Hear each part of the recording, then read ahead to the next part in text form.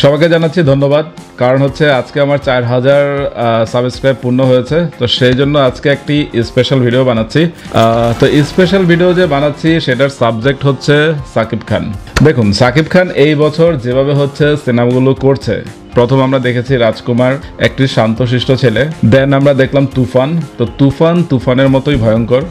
এবং তৃতীয় সিনেমা আমরা যেটা দেখবো সেটা হচ্ছে দরদ। তুফান 2তে সাকিব খানের কি হবে, কিংবা শেষে যাকে হাসপাতালে দেখালো সে কি তুফান নাকি শান্ত, এটা নিয়ে অনেকেই ভিডিও বানিয়েছে, কিন্তু আমি কোনো ভিডিও বানাইনি, কারণ আমি এরকম ভাবে এক্সপ্লেন করতে চাইনি যে এটা তুফান নাকি শান্ত।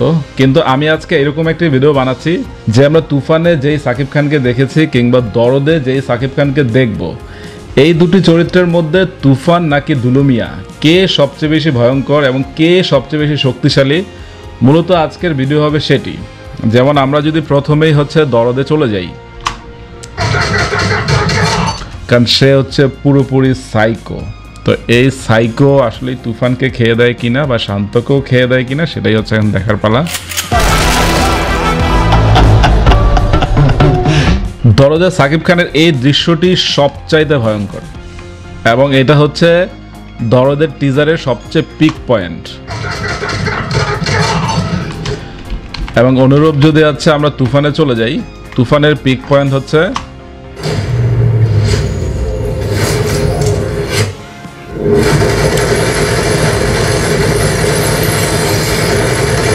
তো এখন আমরা যদি দুলুমিয়া কিংবা হচ্ছে সাকিব খানের তুফান কিংবা শান্ত, মূলত এই তিনটি চরিত্রের মধ্যে হচ্ছে যদি পার্থক্য খুঁজি, আমি বলবো এখন এই মুহূর্তে তুফান ভয়ঙ্কর ঠিক আছে, কিন্তু শান্ত কিন্তু ডাবল ভয়ঙ্কর। কেননা শান্ত কিন্তু এখন দুটি চরিত্র হচ্ছে প্লে করছে।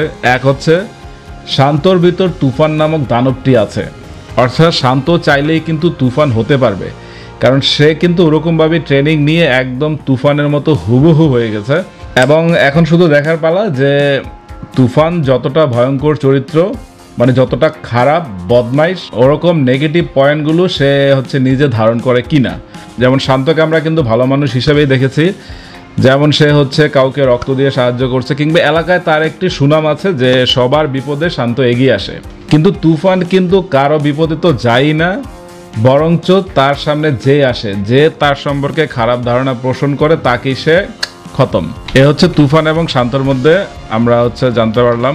এখন দুলুমিয়া চরিত্রে আসি। মূলত এই দৃশ্যটি কিন্তু সাকিব খানের মানে জোস লাগে আমার কাছে। আমরা যদি এই দৃশ্যটি আরেকবার দেখি, এখানে সাকিব খান যতটা ভয়ঙ্কর এক্সপ্রেশন দিয়েছে এটা কিন্তু জোশ। কেননা দেখুন তার মধ্যে বদমাইশ কত প্রকার ও কি সব কিন্তু এখানে বোঝা যাচ্ছে। দরদের টিজারে অনন্য মামুন সাকিব খানের 6টি ভিন্ন ভিন্ন লুক দিয়েছে। আমরা যদি প্রথমটি লুক দেখলাম, সেকেন্ড, থার্ড, ফোর্থ, ফিফথ এবং সিক্স। তো এটা তো সোনাল চৌহানকে মিষ্টি খাওয়ার পরের দৃশ্য। আমরা যদি তুফান এবং হচ্ছে দরদের এই দুটি দৃশ্য পাশাপাশি দেখি,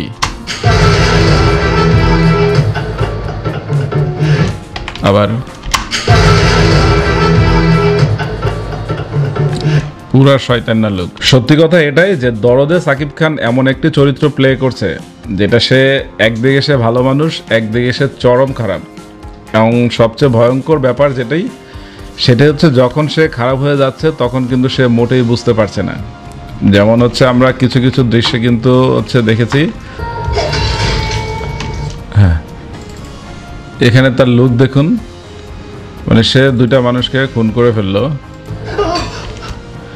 এবং এই চরিত্রটি প্লে করা সাকিব খানের জন্য দারুণ কিছু হবে। এবং আমি মনে করি বাংলা সিনেমায় এই চরিত্রটি যদি অনন্য মামুন আসলে ঠিকভাবে সাকিব খানকে প্রেজেন্ট করতে পারে, তাহলে আমি বলতেই পারি যে সাকিব খানের এই দরদের দুলুমিয়া চরিত্রটি ঐতিহাসিক হয়ে রবে, মানে ইতিহাস হয়ে রবে, একদম এক কথা ইতিহাস হয়ে রবে।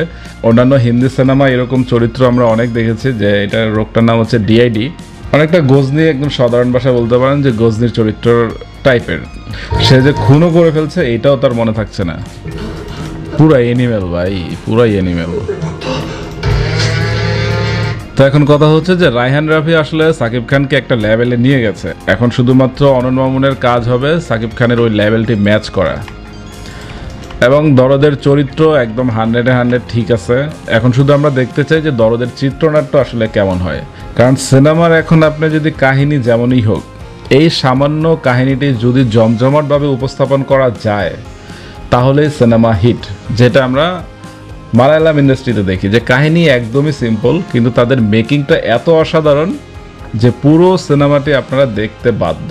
আমি মনে করছি যে তুফানের যে চরিত্র সাকিব খান প্লে করেছে সেটা দরদ ছাপিয়ে যাবে এবং দরদের চরিত্রকে আবার তুফান 2 এর শান্ত ছাড়িয়ে যাবে। কারণ আমি আগেও বলেছি যে শান্তর ভিতর এখন তুফান নামক দানব আছে এবং এই দানব কিন্তু তুফান 2 তে আমরা দেখব যে তুফানকে হচ্ছে সে চ্যালেঞ্জ করে বসবে যে আমি আসল তুফান। তো তুফান 2 এবং লায়ন নিয়ে হাইপ কিন্তু চরম পর্যায়ে পৌঁছে গেছে। তো দরদের কোনো আপডেট নেই। তো দরদের অনন্য মামুন কিন্তু বুঝতে পারছে না যে দরদের হাইপ দিনে দিনে কমে যাচ্ছে। তো সে যদি এখনও দরদের কোনো আপডেট না দেয়, একটি গান হোক, ট্রেইলার হোক, টিজার 2 হোক, মানে যা কিছু হোক, দরদের এখন কিছু একটা আসা দরকার মার্কেটে। এবং এমনও শুনছি যে লায়ন সিনেমাতে তুফানের হচ্ছে ক্যামিও থাকবে, যেহেতু ইউনিভার্স এখন টাইগার ভার্সেস পাঠানের মতো ওর ক্যামিও দেবে এরকম ব্যাপার স্যাপার তো থাকবেই। তো এখন প্রশ্ন ছুড়ে দিচ্ছি আপনাদের কাছেই যে কে সবচেয়ে বেশি শক্তিশালী, সেটা হচ্ছে শান্ত, তুফান নাকি হচ্ছে দুলুমিয়া? তো সেটা আপনারাই ঠিক করে নেন এবং কমেন্ট বক্সে জানান আসলে কে সবচেয়ে বেশি শক্তিশালী। তো সবাই ভালো থাকবেন, টাটা।